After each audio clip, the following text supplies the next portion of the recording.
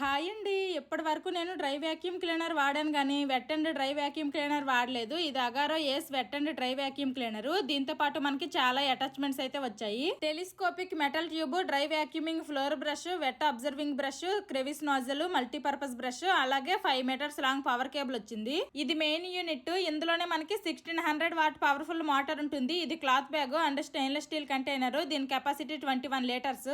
మనం వ్యాక్యూమ్ చేసుకునేటప్పుడు ఈ ఫిల్టర్ ని బ్యాక్ సైడ్ బ్లవర్ పోర్ట్ కి ఫిక్స్ చేసుకోవాలి. అండ్ ఫ్లెక్సిబుల్ హోజ్ ని మనం ఫ్రంట్ సైడ్ సక్షన్ పోర్ట్ కి కనెక్ట్ చేసుకోవాలి. కార్పెట్స్ మీద, ఫ్లోర్ మీద ఎక్కడన్నా సరే మనం ఈజీగా క్లీన్ చేసుకోవచ్చు.